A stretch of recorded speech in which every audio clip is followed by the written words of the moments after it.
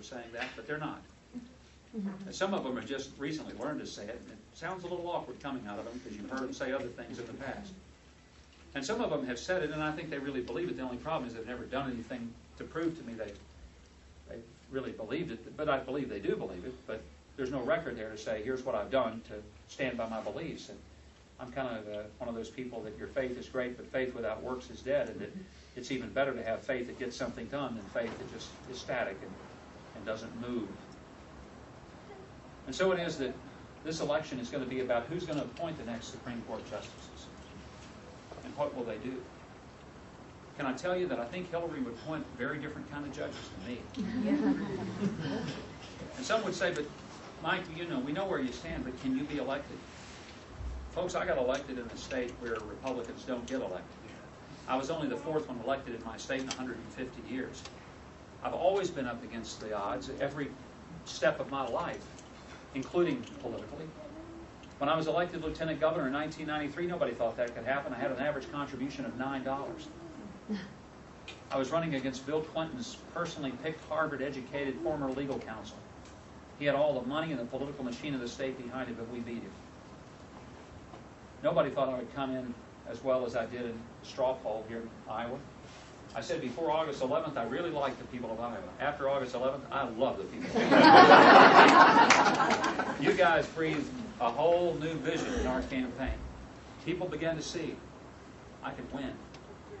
And when other candidates were spending $4,000 and $5,000 per vote in Iowa for the straw poll, we were passing out slices of watermelon. Good watermelon. It was very good watermelon.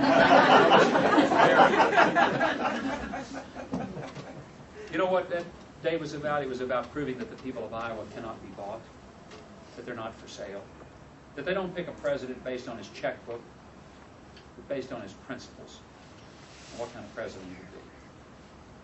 That's why this process is important. You know, it's kind of funny to go to Iowa, and it's so different being a presidential candidate because you guys see all the Democrats and all the Republicans so many times. There's a great story. Lamar Alexander was in New Hampshire campaigning several years ago. True story. He was in a little diner, and he went up to a lady and says, "Lady, I'm running for president." She was sitting there smoking, blew smoke in his face and said, "Great, just what we need, another guy running for president." Morris Udall was running several years ago. He tells that it may have happened in Iowa. He was running and came up to some people at a little cafe, saw some guys over there drinking coffee, said, "Fellas, I'm Mo Udall, I'm running for president." One of them looked up and says, "Yeah, we were just laughing about that the other day."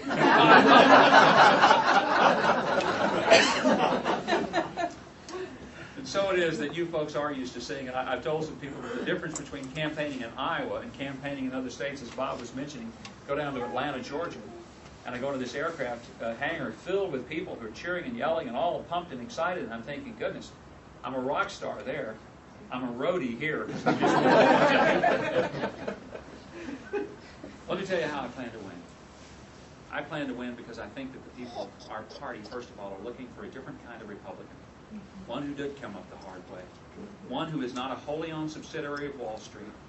One who's not indebted to the lobbyist on K Street. One whose roots, whose heart, whose life, whose message comes right out of Main Street. That's me. One who understands that life isn't all about privilege and not everybody's lifted. One who also is a person who has actually run a government and been repeatedly reelected, not by Republicans, because there weren't enough in Arkansas to get me elected, but by people who didn't care what party I was. What they really were looking for was somebody who would lead them not horizontally, not left, right, liberal, conservative, Republican, Democrat, but who would lead them vertically, who would lead them up and not down, who would take on the challenges of reforming education and health care and our roads and our bridges, who would take on stewardship of our environment and make it a priority to be a conservationist in a state that hails itself as the natural state with natural beauty. As a governor who won the support, as Bob said, of the African Americans in our state.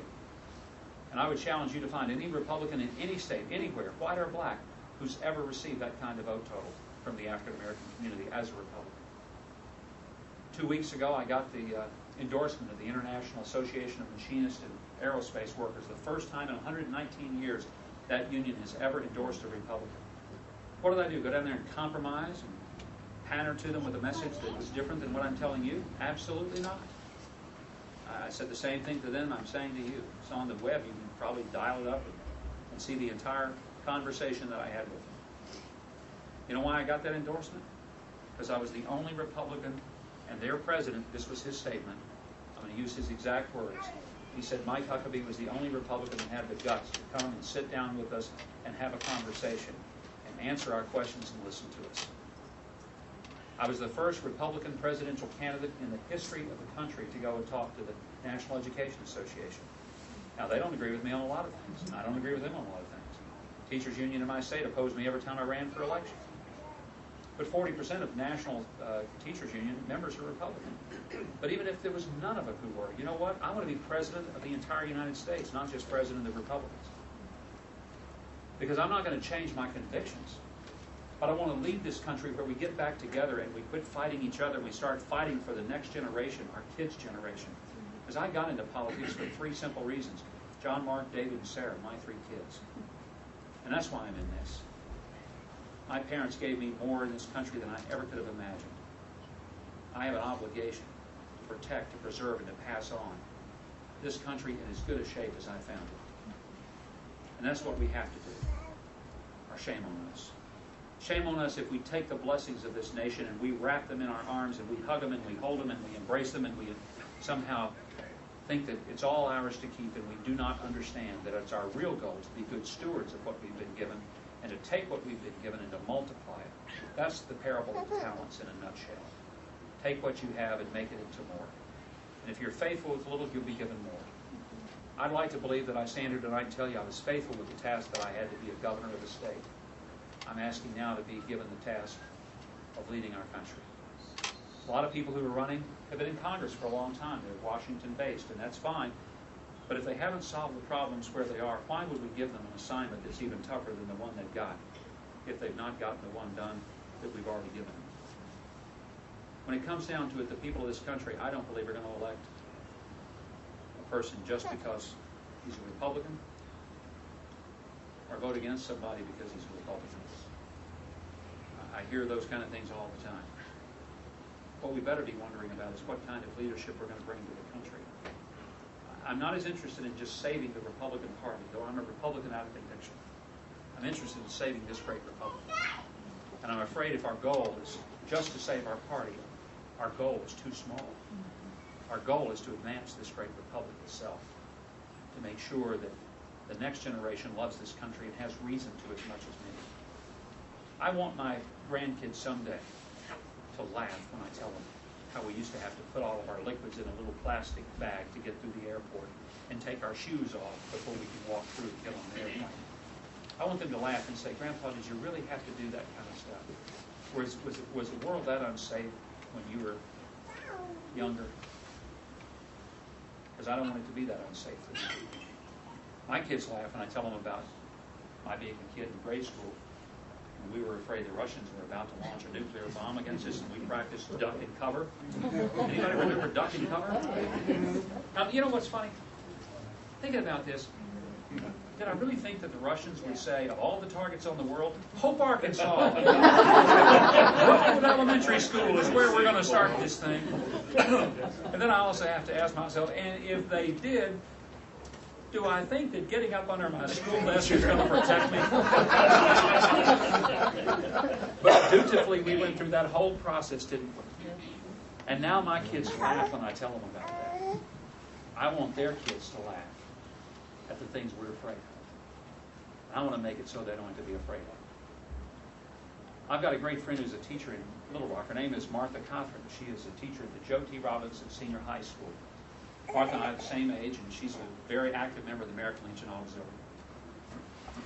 Martha's been real concerned. A lot of her students just don't understand what it really means to be an American, how grateful they need to be. 2 years ago, first day of school, 2005, Martha got the permission of her school principal, and she took all the school desks out of the room, every one of them. Kids came into first period, they walked in, these classrooms empty. They looked around, they said, "Where's our desk?" Martha said, "You don't get a desk in my class until you tell me how you earn it." That seemed so strange, and they started saying, "Well, I guess we have to make good grades." She said, "I want you to make good grades, but that